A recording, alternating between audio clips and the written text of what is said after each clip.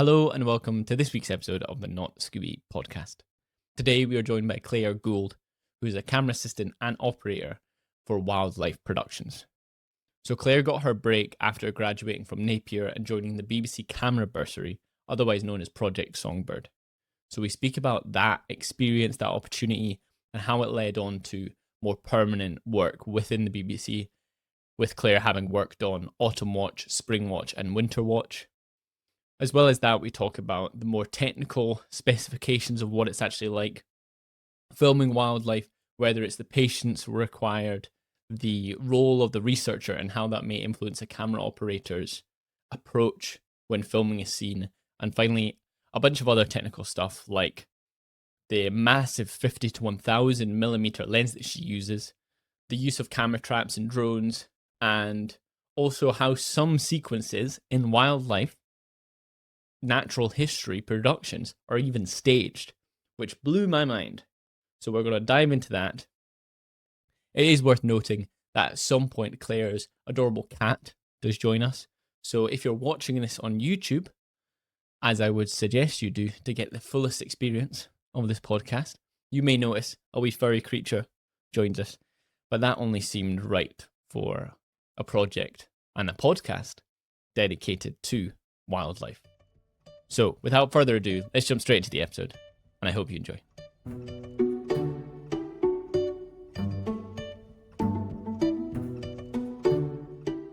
Hi Claire, thank you so much for joining me on this week's episode of the Not Scooby Podcast.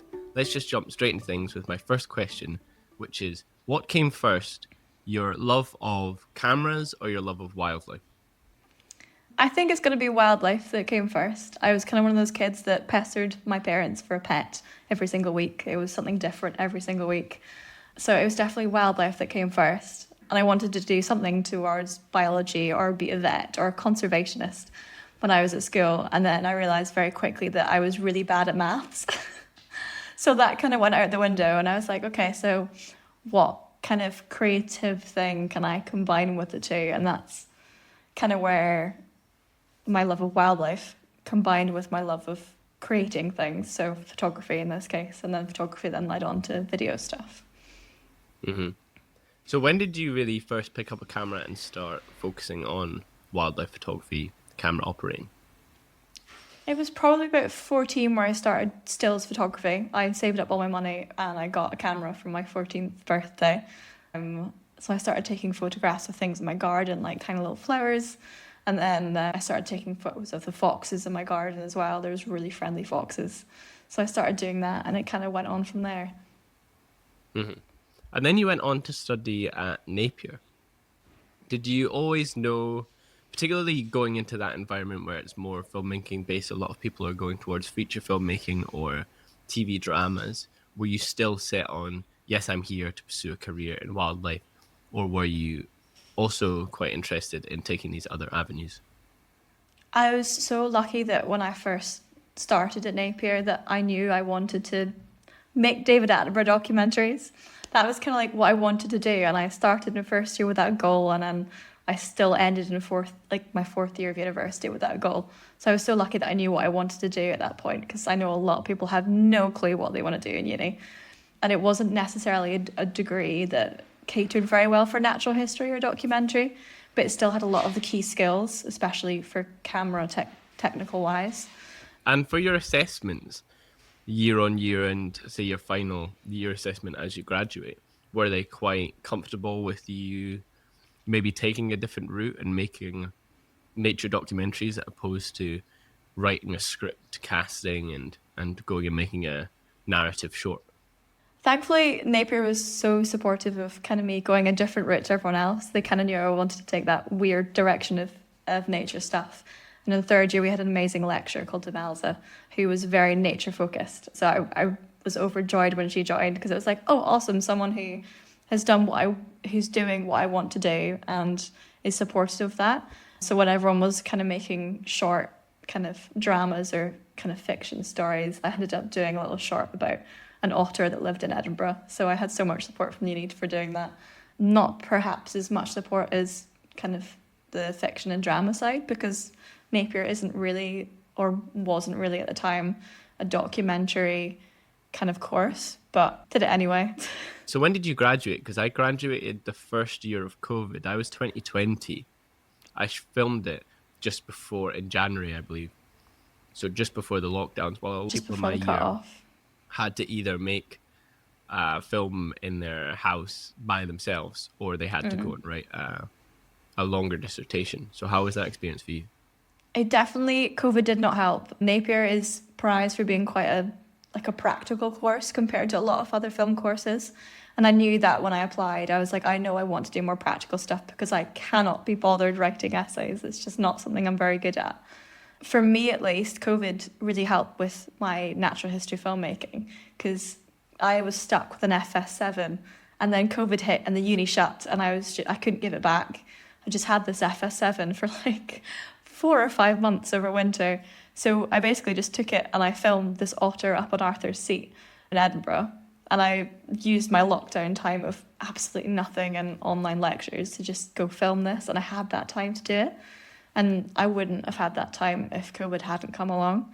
Like, it was a rubbish time for doing a degree, especially for a practical degree, because I don't think I set foot in like a studio or figured out how to play with lights for maybe like a year and a half. For me, it was great because I got stuck with a camera that I couldn't give back. And I was like, oh no, sorry. Guess I'll just have to go and film something. Yeah, absolutely. And also, given your speciality, you don't require actors and necessarily other crew members.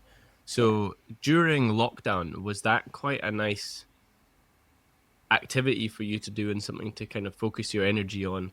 Because I feel like all of us were literally sitting around twiddling our thumbs with all this pent up energy, looking for something to like throw it all into. But since you had this project you were working on and the camera to do it, was that often something almost like a silver lining of the whole situation was, I have this one thing that I keep getting to work on? Yeah, it was such a silver lining because when we started going back to uni and creating like little film crews, we could have 5 people. So that meant that you were doing 100 jobs at once, and it wasn't practical. It was really difficult. So me having just myself and a camera and sitting on the top of Arthur's Seat from like sunrise to sunset, sometimes in the snow as well, waiting for this otter to appear, was fantastic. It was an amazing experience because I could continue to do what I wanted to do. I was building skills. I could see other people enjoying this otter as well from a distance. Like, it kind of became this community thing over COVID. This otter up Arthur's Seat. I think it made the newspapers a couple times, actually. So it kind of became this film about how people were coping with lockdown and seeing this otter and me experiencing other people's joy. But yeah, having something to do over COVID was, magical, really. Yeah, that's lovely. So, as you say, sometimes you were spending literally all day there through different weather conditions. Were there ever days where you would show up and you were literally able to capture nothing?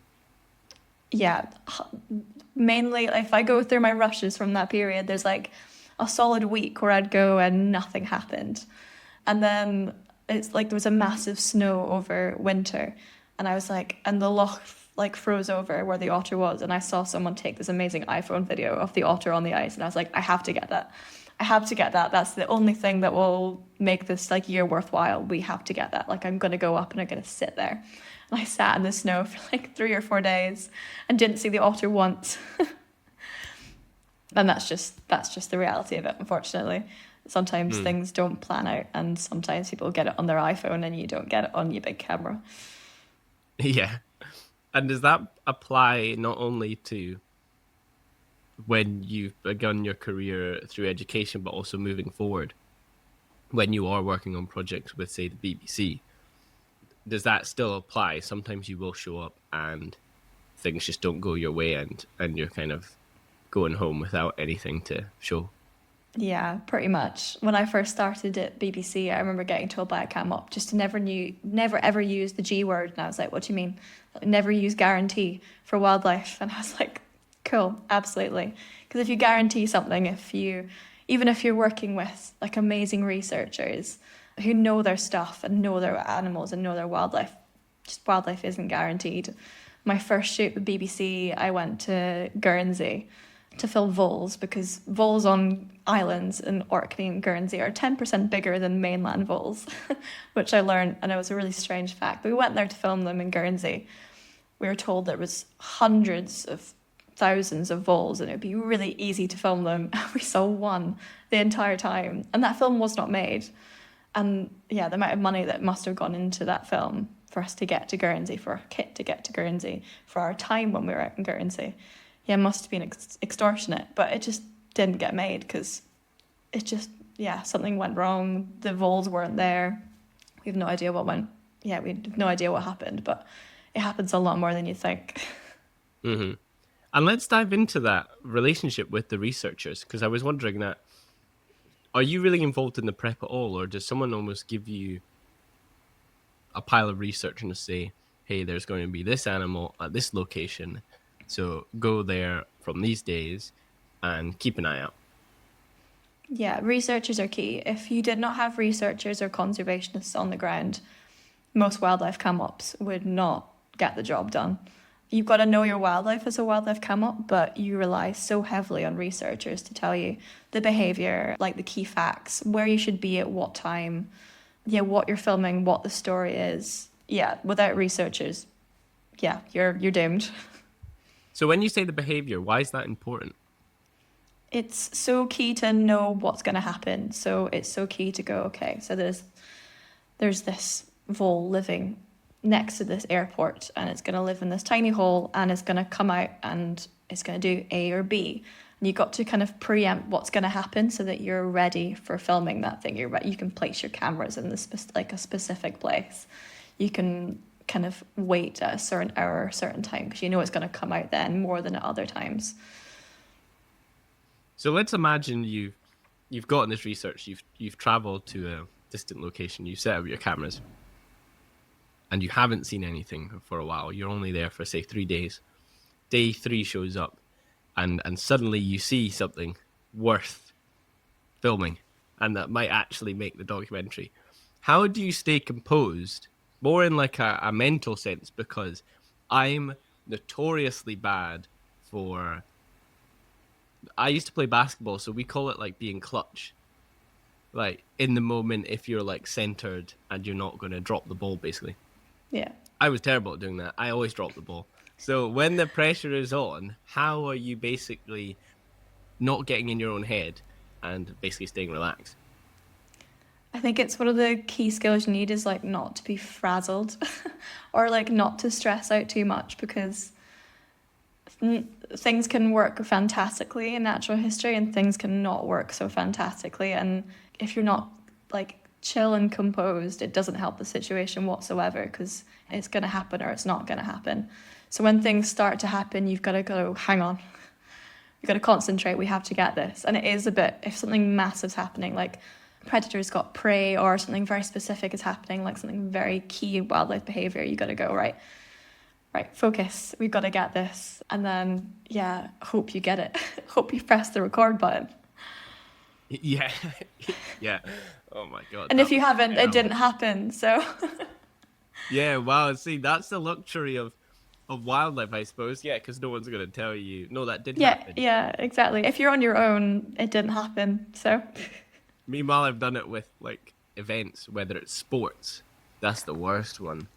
Thankfully, I never had that happen to me where I hadn't pressed record.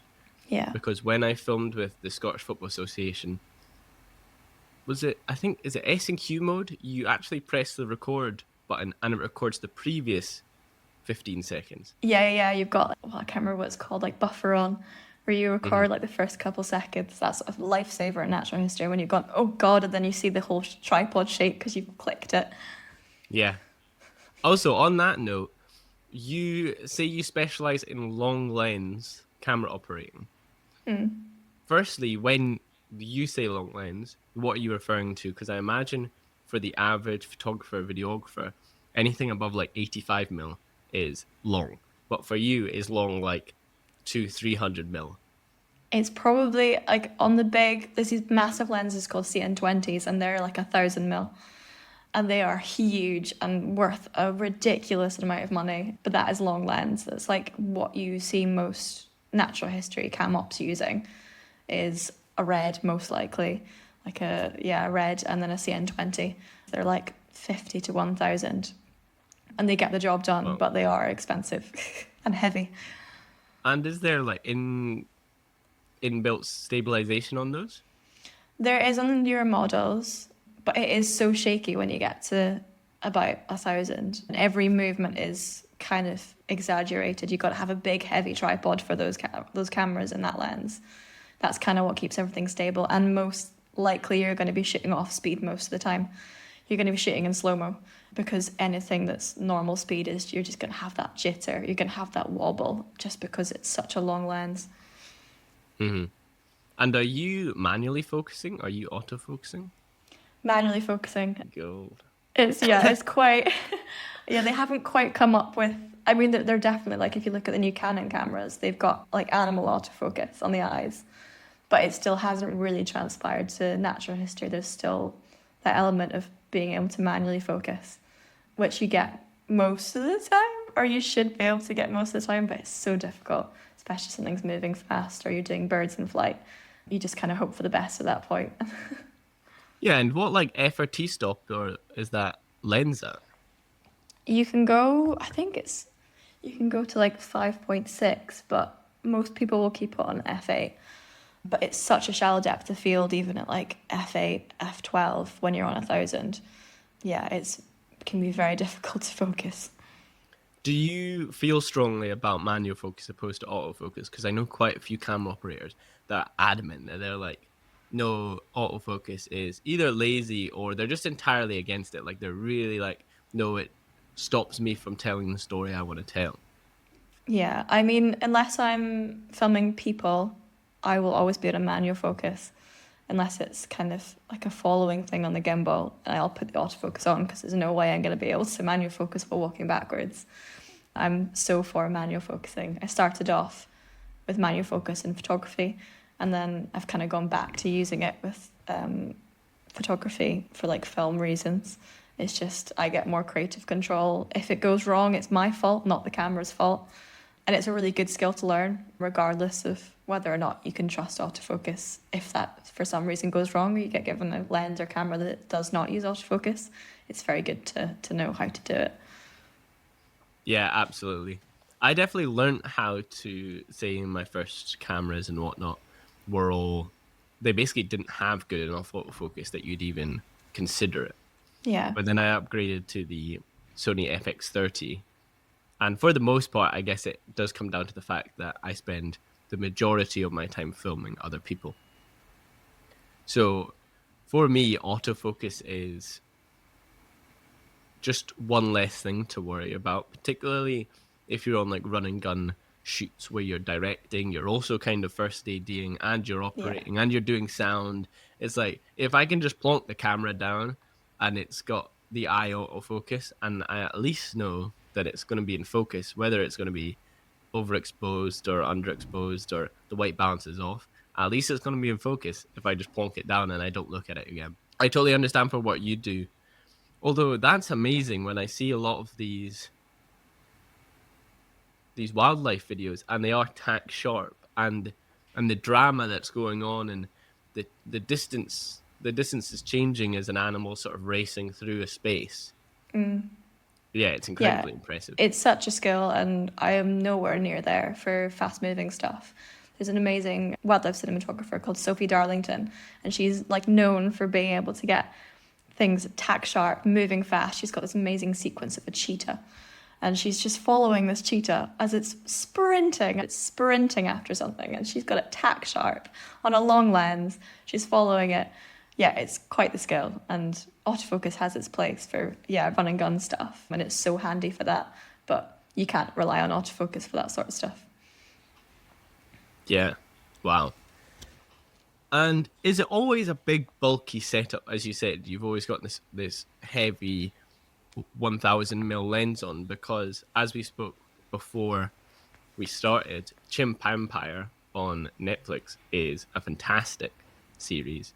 And they shot on C70s because they wanted something really lightweight because they're moving through the jungle and they need to be able to basically keep up with the chimps. So they chose something really lightweight that still got the job done. But you always shooting on these big bulky setups. Not always. I mean, it depends what you're filming. If you're filming something that is likely to eat you or is quite dangerous, then you'll probably want to stay a bit further back. But for Chimp Empire, I think they had quite a close relationship with the chimps, and they could get closer by using gimbals and using like shorter lenses. And I think that's why it looks so different to natural history usually looks. Natural history usually looks like that long lens, polished, but Chimp Empire looks so different. And it totally depends on what you're filming. If you're filming macro, if you're filming bugs, if you're in the forest with chimps, you can be a bit more creative. You can get a bit closer and you can use different kit. So it's not all about long lens. I think a lot of people think natural history is all about long lens, but as time's gone on and natural history's changed, there's more kit being invented, there's more innovations, there's more use of drones, there's more use of, gimbal and like stabilization, a lot. Mm-hmm. Have you ever been in a situation where you thought an animal you're filming might eat you? I've never been in one where I think they might eat me, but I'm like, I probably shouldn't. We were filming seals and we were doing a piece with the presenters. And I was walking backwards and people were tracking back with me to make sure I didn't walk into the seals behind us and that I wasn't going to trip over seals as well.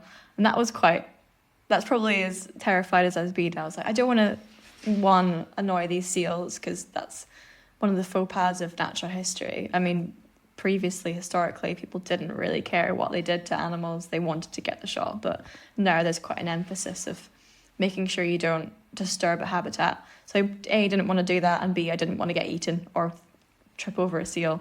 So filming in seal colonies, a bit nerve-wracking. So with those guidelines, are they very specific and very strict about this is very much what you can't do? There's no written rules, and I think it totally depends on who you're working with and what production you're working with as well. I'd like to think that natural history has progressed from like the last 30 or 40 years. But if you look back historically in natural history, there's this scene with lemmings that Disney Nature created like a long time ago. But it's a sequence about these lemmings jumping off a cliff, because apparently lemmings, every so often, these tiny little rodent creatures, they kind of self-control their population and they'll just kill themselves. But it turned out that was not true, and Disney had completely fabricated this and had collected lemmings and put them on a turntable and just chucked them off a cliff because it was good TV. And that came out 10, 20 years afterwards. So there's a really good documentary called Cruel Camera where they talked about the ethics of wildlife filmmaking and how horrendous it was when it first started, where people were like, I just want to get this shot, I want to make cool, dramatic TV. And thankfully that's changed quite a bit now. There's a lot more thought into not disturbing habitats, because the whole reason for natural history, I think, for a lot of people is that we're sharing the wonders of the world and we're wanting to conserve the wonders of the world. But when you're trying to film it and you're not taking that seriously, then it really defeats the purpose of making natural history. So, as you said, it's about showcasing the natural world, preserving that, and therefore if we're not doing that, then what's the point? So how do you feel about generative AI? Because it's creeping its way into everyone's creative work. But I've specifically seen some generative video of wildlife. I believe VEO2, which is Google's image video generation, they had a video of a koala eating some leaves. And it did look pretty spotless as far as I could tell. Not like I know what I'm looking at. So how do you feel about that? Is that something that you and your colleagues consider a lot and think about? Definitely in natural history. I mean, there was a huge talk about it at Wildscreen, which is a wildlife film festival this year, about how AI is not only it's going to get to a point where you can create a sequence completely fabricated. You don't have to send out a crew for like a couple of months to go get this one specific behaviour, which is a bit terrifying because people earn a lot of money from going out for a couple of months and waiting for the specific behaviour. There's a lot of people, not just cam ops, who are involved in that. Researchers, producers, directors, script writers, runners. In fact, it affects the whole industry if you can just, say, create like this really close-up shot of like a lion's eye instead of going out and getting it. It is terrifying to think about, and I'm sure AI is going to get there at some point, not just for cam ops, for other people, for production coordinators, I'm sure, and just in general, their jobs are going to be at risk as well, people who organise stuff, because AI is going to come and take little pieces of it. And yeah, it's a bit terrifying, but I don't know if an audience will necessarily notice for natural history, because there's been times where a lot of natural history shows have not gone out to the Arctic to get stuff. They've shot stuff in zoos and they've never known, or it's come out a couple of years later and people are annoyed, but it doesn't have a huge impact. I'd like to think that the general audience for natural history really care that it's real and it's amazing stuff. And I know I take a lot of joy from watching the end sequence of natural history and being like, I can't believe these cam ops did this. Like, this is how they did it. That's amazing. I cannot believe how much work went into that. That's so inspiring. I don't know if that's just coming from me who works in like natural history and factual TV, thinking that, but I just don't know what general audiences think. Like, I don't know what families who sit down and watch David Attenborough think. Like, do they go, oh, this is so awesome that these people managed to capture this amazing behaviour, or do they just see it as entertainment? Yeah, it's definitely a difficult one to solve. Mm-hmm. And on the note of the crews, you guys have to go to such extreme lengths sometimes to achieve and to capture what you do.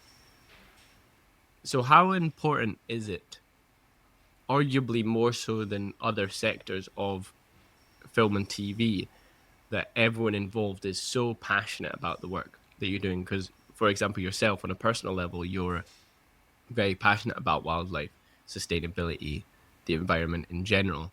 Meanwhile, say, for a narrative TV show that's on its 9th or 10th season, the crew may well turn around and just be like, yeah, I honestly couldn't care less, I don't watch this show. But I feel like for the work you do, it's very different. People are really emotionally invested in the work that you're doing, given the extremes that you guys will go to capture something. Yeah, I think you have to really love doing it, because it does take so much from you. And I think people don't necessarily talk about the life-work balance of natural history. If you are working in natural history full-time, which is difficult given the circumstances of TV right now, it takes so much of your life. Like, if you are a wildlife cam op or you're a researcher that goes out on location for months at a time, it's a huge chunk of your life, and you have to be passionate about it. You have to love it, otherwise you wouldn't work in it. And you have to love your work, and you have to be passionate about it, and you have to care about what you're creating, which can be said about a lot of jobs, but a lot of jobs could be a 9 to 5 and you get to go home at the weekend. If you're halfway across the world, if you're in Antarctica and you can't get back for 7 months, you've got to love doing it, because you might go a bit insane out there. Like, I've had colleagues who've been out in Antarctica for like a year and they love what they do and they would go back in a heartbeat. And it's just about trying to find that work-life balance, which is so important, but also knowing that if you don't love this, then there's probably not a lot of reason to be doing it. Yeah. And as you say, going out to Antarctica, staying there for a year, or other extreme conditioned areas, I'm really trying to boil down to, how do you protect your equipment from the elements? Because there's one thing, I've filmed rugby games before, and you just throw like the sort of plasticky sheet over it and you poke some holes. Obviously, you have to deal with far more intense conditions than me at a rugby pitch in Edinburgh. So how do you guys weather protect the equipment? My pet hate is that no one's ever come up with like a proper waterproof cover for any camera I've ever used. It's got like 7 different holes. You have no idea where things are going. You spend maybe about half an hour putting it on, and then you end up taking it off because you're frustrated and you can't see through the viewfinder. It's one of my pet hates. I just don't know why no one's come up with like a better solution at this point. It's so difficult. The worst weather you have is when it's windy and rainy, because you're battling every element. You can't see your cold, your fingers are falling off. You're trying to wear like big gloves, but you can't wear big gloves because then you can't operate the buttons. So you're like, okay, I could lose a finger, but I need to press this record button. Yeah, it's so difficult. A lot of the time when it comes down to like waterproofing my camera, it's like just putting jackets or bin bags or like a plastic sheet over it. And then when the action starts to happen, that kind of all goes out the window and you just hope the camera doesn't get soaked, which I'm sure a lot of people listening to this will hate me for. But yeah, in natural history, unless it's the worst weather you've ever seen, you can't really stop. You can't be like, oh, we'll try tomorrow, because that horrible weather could last, like a month if it's like monsoon season in like the rainforest or it's winter in Scotland. It's impossible to weatherproof your kit, but you do your best. Oh, and shower caps. Shower caps are unreal. Like, you know, those little plastic shower caps you get in hotels. Whenever I'm in hotels, I nick those. I take them home with me, and they're brilliant for putting over like the really important parts of your camera, like all the ports, to make sure water doesn't get in there. But yeah, still haven't come up with a great waterproofing solution. Mm-hmm. Hey, well, maybe someone listening. Yeah, I know. Someone please. Yeah. So, as you say, with the record button, how can you anticipate? Because so many of the videos I see are like a smaller creature sort of seemingly arriving on the scene, or they're like popping out of somewhere. So how do you anticipate that happening? Because do you often use that buffer setting that we spoke about, where you press the record button and it records the previous segment? Is that how you typically do that? Yeah, the buffer thing is a lifesaver for if you're waiting for something to come into frame. And a lot of natural history cameras have this thing called liebeck. It's like an attachment to your handle on your tripod. So you've got a record button on your tripod so that you don't hit the camera and wobble everything. So you can just click it on. And you've got your zoom demand on there depending on what lens you've got on as well. So you can zoom in and out without having to touch the lens if you've got some nice kit and you've got a bit of money. But then often if you're watching like lizards or bugs for natural history, and I'm going to destroy the magic here, it's probably in sets. It's not outside in the rainforest. It's probably a set that someone's created over the last week, and they've placed this lizard just off the camera and they've just waited for it to come in. And then if it hasn't, they've picked it back up and they've put it over there. There's a lot of staging in natural history with smaller creatures. Like, you wouldn't do it with a tiger because that's unethical, but you probably would do it with bugs because you don't have as much of a connection to them. They probably, one, wouldn't eat you, and yeah, two, you don't have as much of a human connection to them. You wouldn't want to place them somewhere where you'd fake that kind of scene. But yeah, for a lot of bug stuff and lots of macro stuff, it's all done in studios with people who are trained, so animal wranglers and lots of researchers and cam-ops. Wow, that's blown my mind. Yeah, you're gonna, every time you watch natural history now, you're gonna be like, is that a stage? Is that set? So does that apply even when there's like animals eating each other? You know, when you've got one of those guys with the really long tongue, I don't know if they're frogs, right? Yeah. See, this is the Not a Scooby podcast, so I don't mind acting like I absolutely have no idea what's going on. One of my favorite sequences ever, and I'm going to be really upset if this has turned out to be staged, is, yeah, there's this, I think a frog that's going around doing its thing, long tongue, snatching a bunch of insects, and then it comes up against insect that's what's the kung fu insect? Oh, the praying mantis. Praying mantis. And I think it was a praying mantis comes along and actually does the kung fu Karate Kid move, and then the frog gets freaked out, and it's obvious, it's totally bluffing. Like, it's not got anywhere else to go apart from this. It's not going to start throwing head kicks. And then the frog gets intimidated, and then the frog bounces. It's like, yeah, I'm not taking that guy on. He looks too confident. So if they have faked maybe not the right word, if they've staged that in a room, put this frog and this praying mantis and be like, let's see what the praying mantis does, I am going to be so upset. More often than not, 10 years ago, a lot of it was staged. Now there's kind of that thrill of being able to get it in real time and be able to do it. Just technically we couldn't do it until the last kind of 10 years. But a lot of the time, you can kind of tell if you start looking for lighting sources or something doesn't quite look right. They have put things in like a set, and they've done it especially for macro stuff because it's so small and minute that they're going to have to do it, especially for like extreme slow-mo stuff, because you need so much light for anything kind of over 200, 300 frames per second that realistically you're not going to be flooding like a rainforest floor with these huge lights because you're going to scare everything away. It's probably going to be a set or a stage. And there's nothing wrong with that. It makes fantastic TV. But it's interesting when people watch it and go, wow, they got that in real time. And you go, probably not. Can I confirm, though, that one that we spoke about before recording, the lizard, I'm assuming it's a lizard. Oh, and the snakes chasing it. I'm sure that was real time. Okay, good. And that was on location. They didn't just say, let's put an abundance of snakes in this room, drop a lizard in and see if it survives, like it's Squid Game or something. Yeah, the good thing is I think people's ethics have moved on so far in natural history that they wouldn't put things together for them to eat each other. They do it for like mating behavior or like birth behavior, especially when you see like inside like a tree trunk with like squirrels and stuff inside it. It's probably camera traps, or they've got some sort of stage or set. And I think natural history's moved more into talking about human-animal relationships as well, like animal and human conflict. There's like whole episodes now for natural history. I mean, if you look at the recent Asia series that BBC have just released, there's a whole thing on human and animal relationships, when previously we kind of just polished it out. We pretended that the animal kingdom was fine and it was all pretty and nothing was going wrong with it. But now we actually talk about those sort of things. So that's a nice kind of improvement. Mm-hmm. Definitely.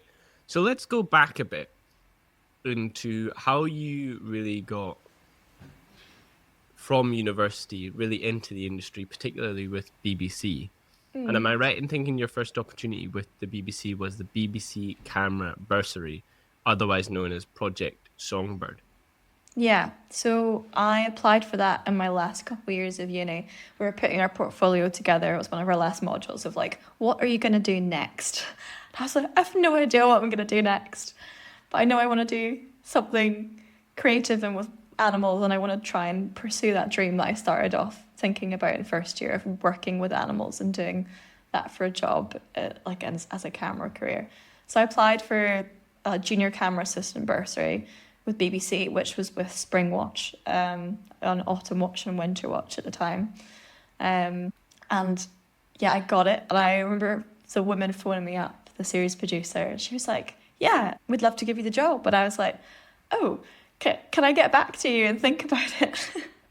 Because I was so terrified. I had so much doubt in my mind that I would have been picked for this job, and I just was like, oh my God, I have no idea what I'm doing. I'm going to have to move my entire life from Scotland to Bristol. But I did say yes, and I ended up getting that bursary. And that bursary's goal and that kind of funding came from a place of wanting to get more diverse people into natural history filmmaking, especially camera operating, because historically and stereotypically it's been a very male-dominated, a very white male-dominated field. So me, alongside a few other Project Songbird participants, we basically got a bursary to assist in wildlife or operate in wildlife. And yeah, that's where I started in the BBC. So how long did that experience go on for? That was round about a year, just over a year, I think maybe just about a year and a half. So I worked on Springwatch, Autumnwatch and Winterwatch, which is like a core UK wildlife series, which includes live TV with presenters and also a huge portion of like camera traps, long lensing, like VTs, like small mini blue chip things. So it's like a mini blue chip kind of series that happens every season, spring, autumn, winter. Yeah. What's a blue chip? Blue chip is what people call like polished natural history. So you think of David Attenborough and you think that's a blue chip series because it's polished, it's pretty. You don't see too much human impact. It's got a high budget.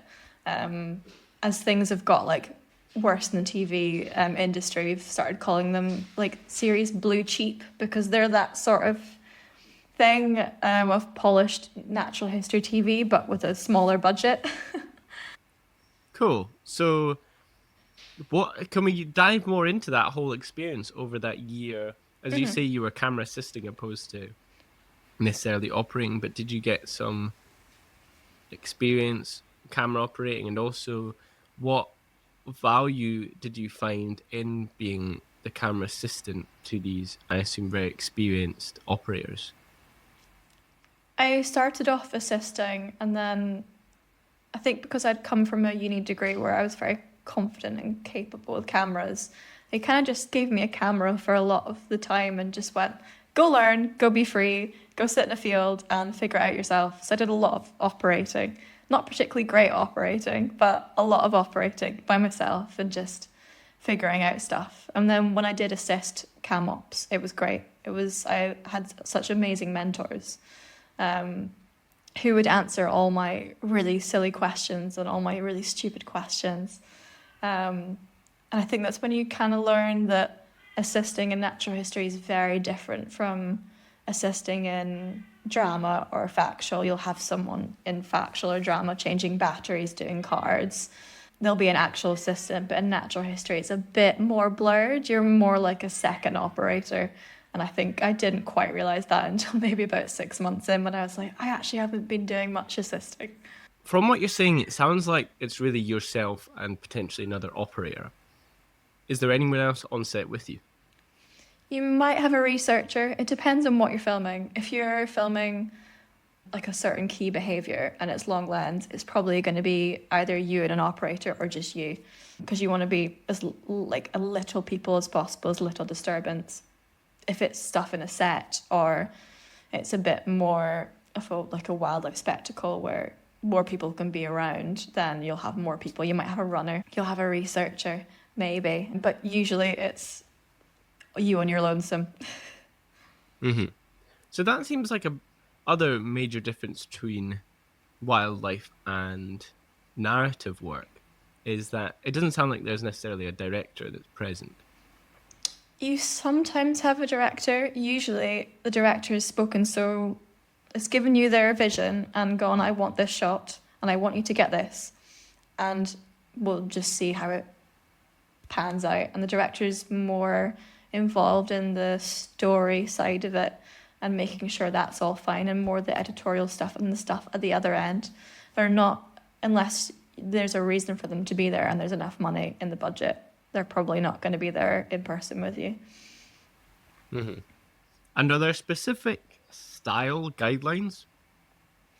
Again, narrative work, say if it's a talking head interview or it's two characters sitting at a table having a conversation, there's literally hundreds of different ways that you could film that. Meanwhile, so that's why I think, okay, does the director say, if this animal appears, I want you to film it like this? Or is there like a more overarching BBC aesthetic? This is how the BBC recapture things. As you say, we use our 1000mm lens. We're not going to do something else as maybe feature film narrative directors would do. One director might literally shoot on a 18mm and put the camera really close to something, and another person would have it on a 500mm, walk down the street and shoot the conversation like that. It definitely depends what you're filming. If it's behaviour that's never been seen before, or it's something on the longer lens, then you kind of just film it and you hope for the best and you get that. And your director just goes, as long as you get that, it's fine. There's no style involved. And I think it's when it comes down to more nuanced stuff, like staging or something that's a bit more easily manipulated or you can get closer to, that's when style becomes more of a conversation. And especially with technology advancing, with camera traps, with drones, there's more of a style input there. Also, let's dive into that. Firstly, what is a camera trap? So camera trap is basically setting up a camera in the middle of nowhere, and because the animal is so sensitive to change or sound or just people being around, you set it up, massive long cable, and you sit back and hide like a couple 100 meters if you've got the cable length, and you operate it from there. So it can either be a static camera which has got a fixed focus, or it can be one where you could change the focus and you can change it, you can pan and tilt it. So that's what camera traps are. They're so helpful for capturing unseen behaviour, and also for not being invasive in habitats as well, for not disturbing an animal, not habituating an animal. They've really changed the game in wildlife, natural history, filmmaking. When you're operating it remotely, how does that work? Is that connected to the tripod or the camera directly? Like you say, if you're able to pan and tilt it as well, how does that work? There's these little, I can't remember what the exact cameras are called, but we use them a lot on Springwatch and Autumnwatch and Winterwatch, is that you'd be sat in this massive like OB truck and you'd be linked up to all the cameras. And there's amazing people called story developers on Springwatch where they sit for like 11-hour shifts, and they've got all these live cameras, all these remote cameras on their screen, and they have to sit and wait, especially in spring when so much is happening. Baby birds are coming out, birds are getting eaten, stuff's happening. And they just sit and they take a note of everything that's happening. And they sometimes operate the cameras as well to try and get something a little bit different. So they're all basically connected to this massive hub, at least for Springwatch. I'm not sure how it particularly works for more smaller sets, but Springwatch is such a huge scale of live cameras that you basically have this massive truck and two people sit and watch it on 11-hour shifts, and then someone else comes in and does that 11-hour shift for like a month. And yeah, you get TV from that, and you get some amazing unseen stuff. Mm-hmm. So now I'm trying to think how to ask this question. So you're one person in, let's say, a jungle, and you've been told, go there for 3 days and get this creature who's going to appear, and you've got to keep your eyes peeled. When do you get a break? When do you go to the bathroom? If you need to go to the bathroom, is someone covering you? But you said, like, oh, there's no one else there. But as you said, is that just a matter of, well, if it happened, I wouldn't know about it because I wasn't there?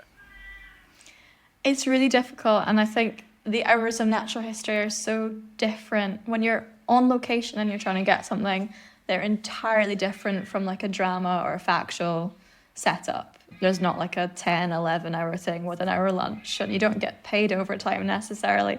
It's a bit of a weird one. You basically work until you get that shot, and it can be really difficult to try and time your breaks well. But if you've got good researchers, say they told you that between sunrise and a couple hours afterwards, and then evening, kind of sunset, that's when your animal's most active, you'd probably take your break round about that middle part of the day, and you just try and sleep during the day, and you completely ruin your sleep schedule, but that's the kind of setup and schedule you'd follow while you're out there.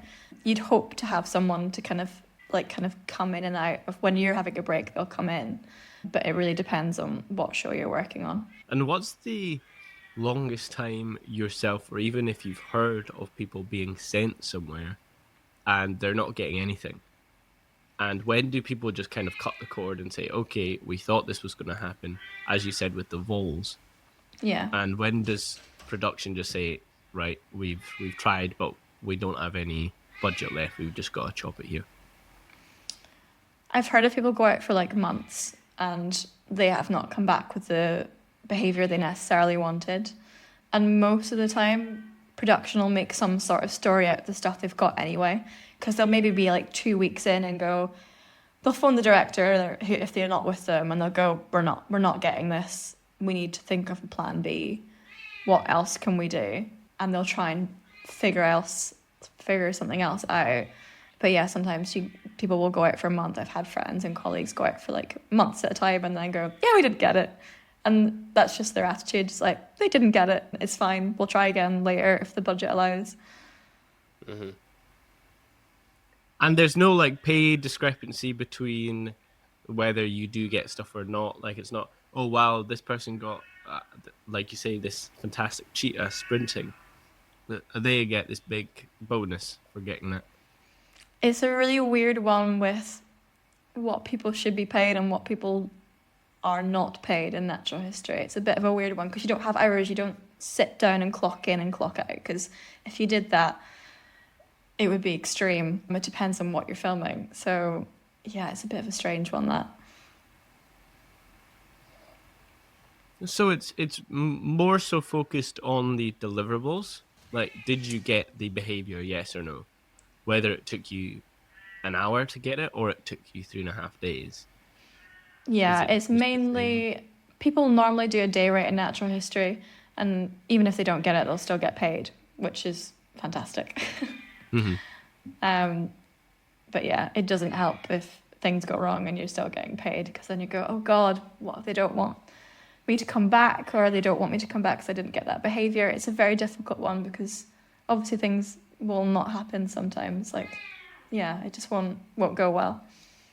And then with drones, because I've seen you've operated drones quite a bit. Was that something you were doing in uni, or was that a later skill that you developed? That's something that the BBC Bursary trained me up on. I remember going and being like, I want to get drone because I know that everyone is using it, and it is sometimes overused in natural history and factual TV. It's like, oh, what can we do with this drone that we couldn't do before? And I love operating drones. I think it's one of the best skills I've learned, and really important if you want to go into factual TV or natural history is to learn how to fly a drone. You'll get hired over people who don't have that if you've got it. But yeah, fantastic. But yeah, I'm glad I got trained up on it because it's, I would say, around about like 40% of my job. Wow.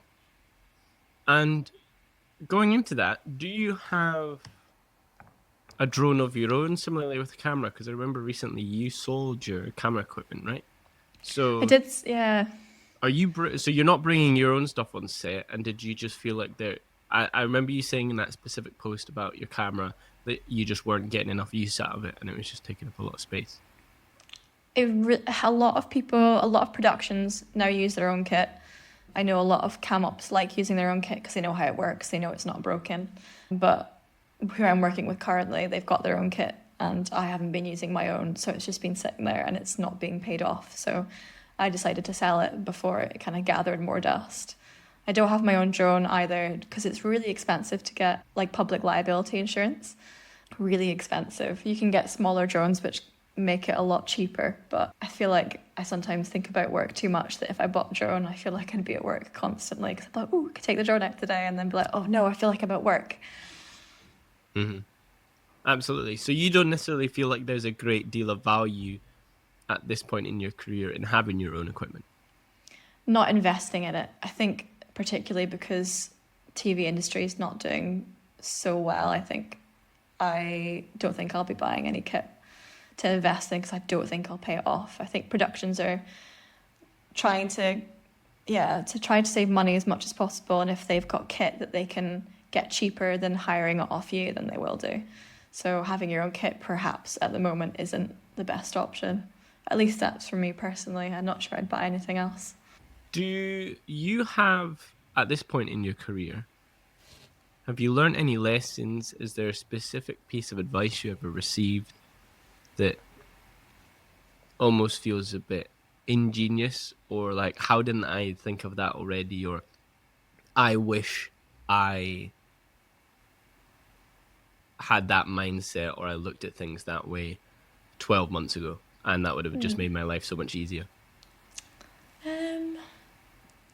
I've got like a silly piece of advice which I got told by a cam op, was to never pass a toilet and never to pass up on food, because you're always in the middle of nowhere, and if you pass that toilet you're going to need in an hour, and if you pass up on food you're going to be hungry in an hour. So that's one that I found quite funny and also very true. And then a second piece of advice was to always ask questions, always keep asking questions, because the people that get annoyed at you asking those questions aren't necessarily the type of people that you want to be learning from anyway. I agree. I think if anything, anyone I've ever seen as a mentor has always been potentially a bit let down when people haven't asked enough questions. Exactly. Because you don't seem like you're interested enough, and they want to if they're a nice person, they want you to do well, they'll be keen to share their advice and keen to help you out and keen to keep in touch. And I think that's what makes a really good mentor, someone who's not threatened that you might take their job in like 10, 20 years. So on that note, BBC, do you work there full time? You're not necessarily a contractor. So I work more in factual TV than natural history. It's a bit of a blend of both. But I'm like a weird fixed term contract because the show that I'm on is such a fast turnaround that they need someone, or they need a few of us that are kind of like are certain to be there and know the style and know how to do it. Yeah. Sorry, my cat's being very loud. No, I don't know if it's you can hear it. I can hear it a little bit. She's like, where are we going? Yeah, you could. Yeah. What a shame. Oh, all right, she can sit on my lap. Right, shush. Yeah, I think we've covered a lot of really fun stuff. Does one memory stand out to you in particular that was an impactful experience when filming, that you really had a moment to step back and think, wow, I get to do this for a living? I think it was when I worked for Winterwatch. I pitched going back to Edinburgh, where I'm from, for Winterwatch because I knew so much about the wildlife. I knew so much about the people that cared for the wildlife. I was so passionate. And I also wanted to go home as part of work. So I pitched that and we went back to Edinburgh for Winterwatch and we did some of the stories. We did the otters that I'd kind of grown up filming. We did the foxes that I'd grown up filming. I worked with some amazing cam ops. I worked with a really good team and it was just nice to be back home somewhere where I knew the wildlife. I'd pitched the stories. I got to film the things that I loved for TV. My grandparents got to see it and they were like, oh, awesome. And it was kind of when I was sitting filming some birds at Musselburgh Lagoon, I was so cold. It was like -4. So cold. I was feeling a bit miserable because nothing was happening. And then I was like, no, this is really cool. Like the stuff I've grown up filming and the people that have inspired me in Edinburgh to go out and film, like they've just appeared on TV.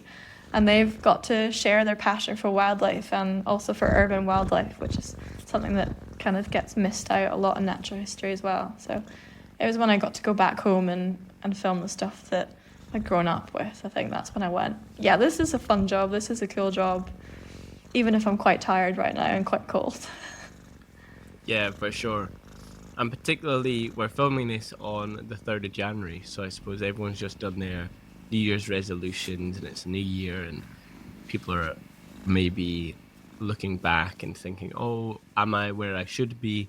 And it feels like that's probably one of those moments where you think, hey, if I could go and tell my 14-year-old self that I'd be back here filming these same animals with a TV crew, then I wouldn't believe it. And I'd be thinking that's the coolest thing I could possibly be doing. Yeah, no, exactly. I remember flying the drone up by like Stockbridge over Dean Village. That's like, this is cool. I would never have got to do this. And then finally, for anyone listening, if there is anyone listening, that is starting out brand new, like yourself, they know that they like wildlife and maybe they're not good enough at maths to be a vet. So they're thinking, I want to be a part of the creative space and I want to be a camera operator for wildlife. First off, equipment, and then general advice. Is it literally just go outside, find some wildlife in your area and start filming it? And then also when you have that content, that portfolio, what should they do with it after? I know you went uni route. Do you feel like uni is essential, or people can just go out and do it? Mm-hmm. I definitely don't think uni is essential. I probably would not have gone to uni if it wasn't free. So thank you, Scottish education system. So I definitely wouldn't say that uni is like the be-all end-all of getting into the creative arts, because I know a lot of people who work in film who did not do a degree and are probably a lot further ahead than me. You definitely don't need it, but if you can go to uni and get access to kit and have that kind of 3-4 years of like a buffer of making mistakes and it not really impacting your career, then go for it. You can make stupid mistakes, you can make rubbish films, without kind of the consequences of, like having to do it for a job and being paid and then maybe not getting hired again. So I wouldn't say uni's, at all needed for it, but it does help. But yeah, just try and go out and film stuff. You don't need amazing kit. You honestly could do a lot of stuff on your iPhones, especially macro stuff. You get those little clip-on lenses. They're so much fun. They're like maybe a tenner. And you can like get real close to stuff. You can get little ants on like flowers, and you can get little like flowers coming through. It's a lot more accessible than it was 20, 30 years ago, which still isn't very accessible. It's still quite highly kind of male dominated, and there's thankfully so many groups that are working to kind of change that. There's an amazing wildlife camera women group that I'm part of, and that's been so helpful in putting together like talks and workshops and putting out mentors of women who are further ahead in their careers to help people who are starting out in theirs. It's just finding those communities and finding your local wildlife as well. And are those communities on Facebook, on LinkedIn? Are those events that you speak about, are they often being posted on things like Eventbrite? So the Wildlife Camera Women one, there's a Facebook group and it's fantastic. It was set up by some amazing wildlife camera women who were like, I don't like that I can't help other women try and get into this space. And it's such a supportive little network, especially because although there's some fantastic male cam ops out there, there's sometimes questions that you can't ask them, like, how does it feel being a woman in this industry? Because they just won't understand. So there's Facebook, they're on Instagram, Wildlife Camera Women. I think they're actually setting themselves up as like a charity to try and help more women get into wildlife camera work. Amazing. And do you know, is Project Songbird still happening? Is that a bursary that people can continue to apply for year on year? Project Songbird is still happening. It kind of comes in waves of different things. So my bursary was very unique. It probably won't happen again just because budgets meant that Springwatch is no longer year-round. Unfortunately, we lost Autumnwatch due to cuts in budgets. So it's no longer a year-round thing, so you wouldn't have a year contract. They might do something similar, but maybe for a short stint, not like a year like I had. But it still exists. Project Songbird still exists. It's been really helpful in training in-person talent, like people who are in different countries, not just shipping out the same cam ops from the UK to go to a different country. They're actually trading in-house talent rather than sending people out now. So that's what that's covering as well. But it's definitely worth keeping your eye out for different bursaries and different schemes because they do help you get in. What do you feel are the essential skills? And that can just be personality, that can just be mindset, that are essential for the work that you do that maybe aren't necessarily always applicable for all types of camera operating. A decent knowledge of wildlife and also a passion for it as well. Because I feel like you have to be really interested in something to sit for 12 hours and wait for something to happen. Being a nice person as well. I know that kind of comes with every line of work, but sometimes you're stuck with the same people for hours on end, days and weeks and months. And if you can't get on with people, it's really probably not going to go very well for you, even for you or for the people you're working with. So being a nice person. And kind of realising that it's probably going to take up quite a lot of your life and being versatile and being able to drop things. I think that kind of counts for a lot of TV. Just being able to be there at the right moments. And being able to drop things when things get moved very last minute. Mm-hmm. And also patience. Oh my God, a lot of patience. I don't think I'm very patient in my kind of normal life, but for wildlife, I could probably sit for 12 hours and wait for something. Yeah, probably because you've used up all your patience on waiting for the wildlife that you're like, I have no more patience to give.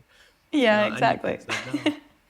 Yeah, that makes a lot of sense. I think on that note, that's a fantastic way to end this week's episode of the Not a Scooby podcast. So thank you so much for joining.